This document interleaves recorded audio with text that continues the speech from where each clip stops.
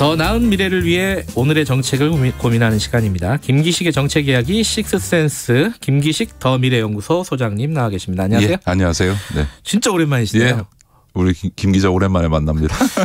시그널 음악도 그대로고. 네. 야, 이 정책 얘기를 이렇게 몇 년을 끌고 가시는 거 대단하십니다. 아유, 뭐 여기 최강 시사가 힘이 센 거죠. 자, 오늘 뭐 주로 경제정책 얘기를 할 건데 당선인 쪽에. 근데 이제 뭐 그 전에 좀 총론 얘기를 좀 들어보죠. 지금 인수위 활동 시작은 했는데 일주일 됐죠. 아이고, 이게 참 어지럽습니다. 이게 뭐 싸움만 계속 벌어지고 있어갖고 이거 어떻게 보고 계세요, 이거?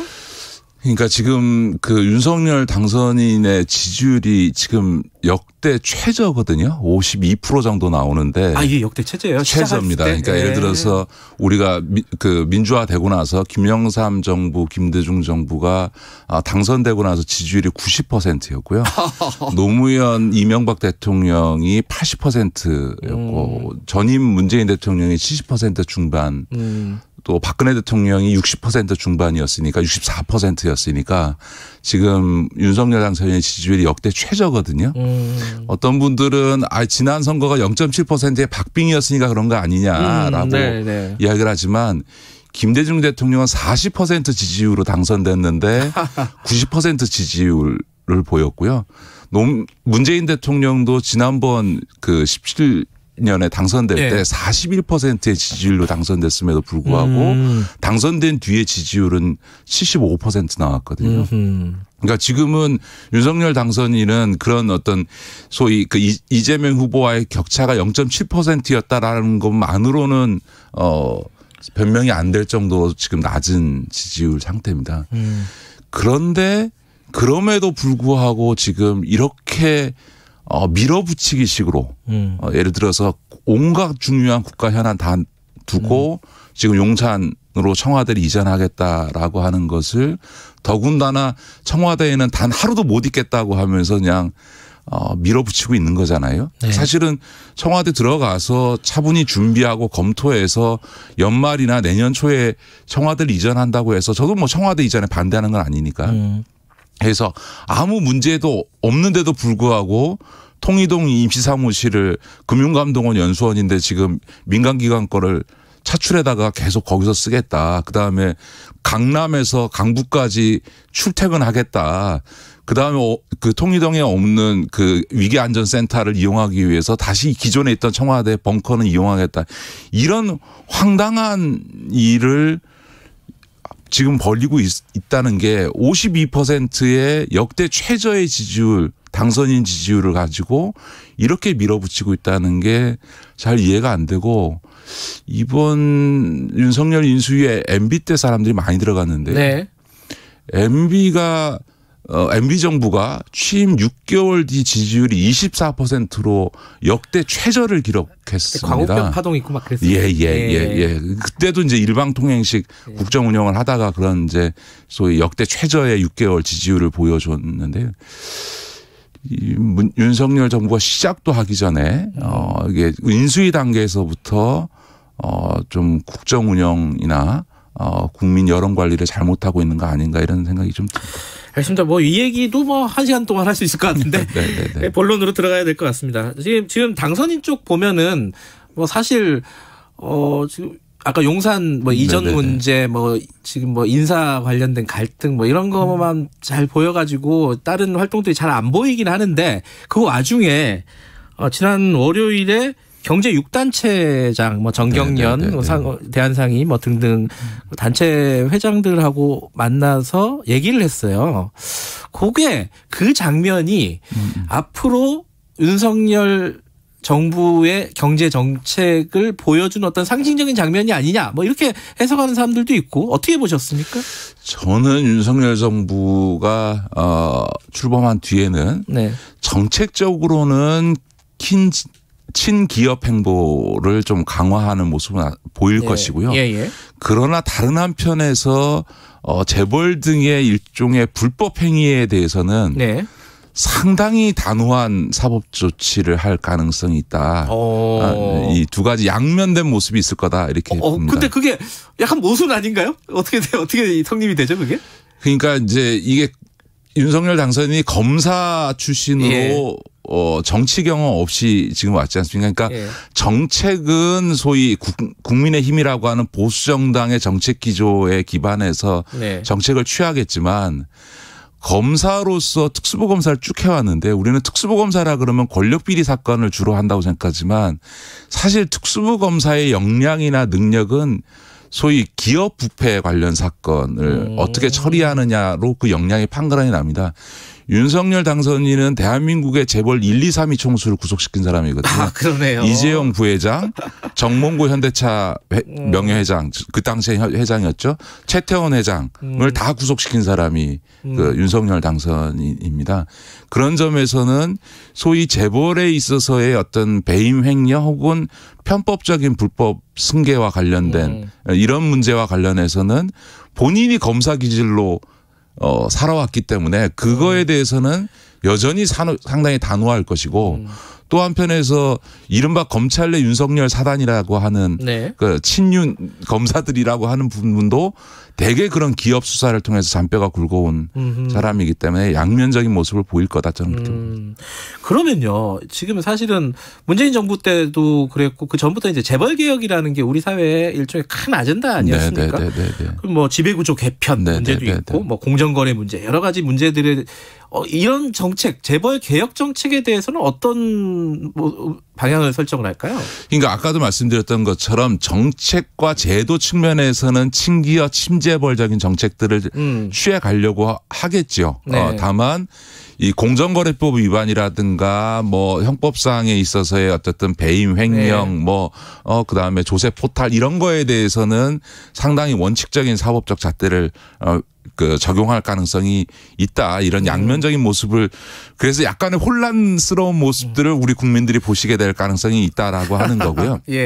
그런데 이제 그 제도 정책적인 측면에서는 많은 분들이 문재인 정부에 비해서 윤석열 정부가 들었으면 굉장히 변화할 거라고 예상들 하시는데 저는 실제로는 큰 변화가 없을 거다 이렇게 봅니다. 왜냐하면 그래요?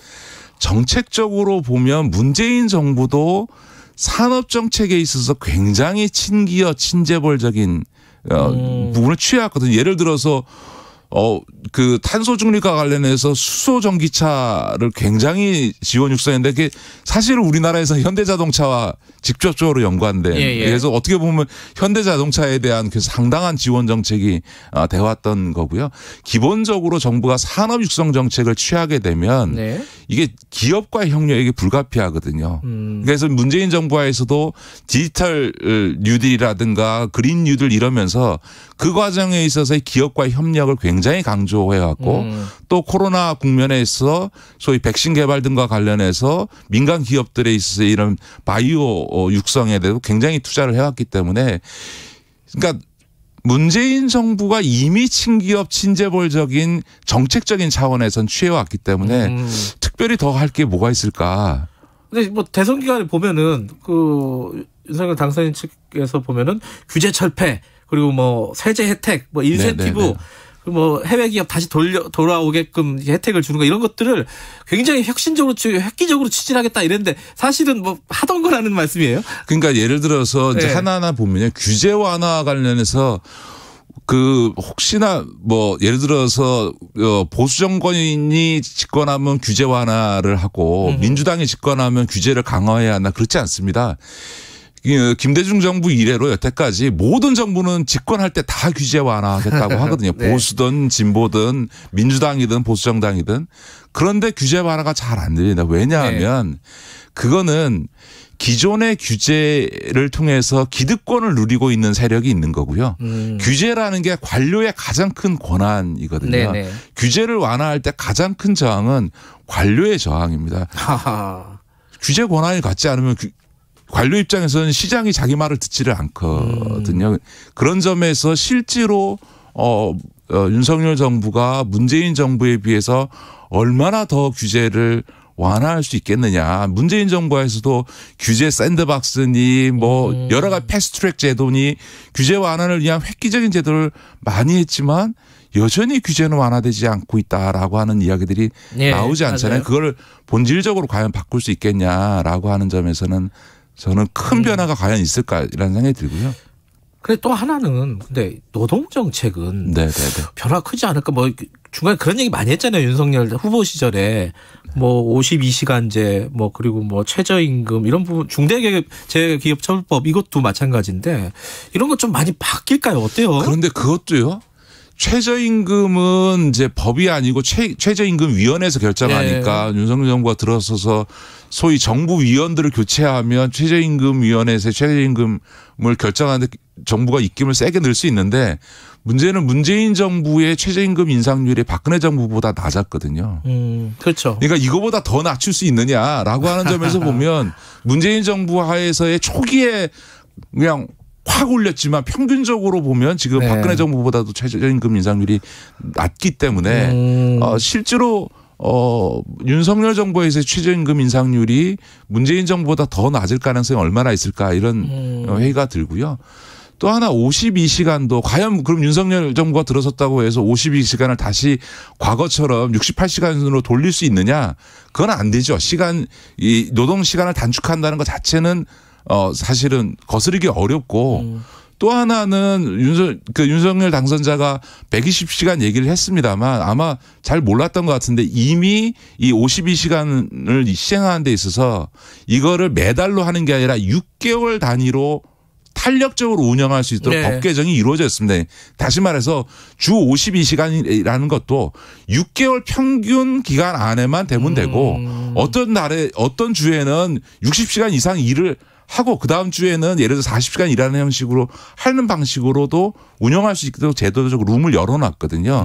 그런 점에서 52시간제와 관련해서 뭘 후퇴시킬 수 있을까라고 하는 점에서 그렇고 중대재해특별법도 이제 법 시행한 지 시작을 했는데 시작하자마자 법을 과연 고칠 수 있겠냐. 그건 또 국회 소관이잖아요. 또 게다가. 무엇보다 중요합니다.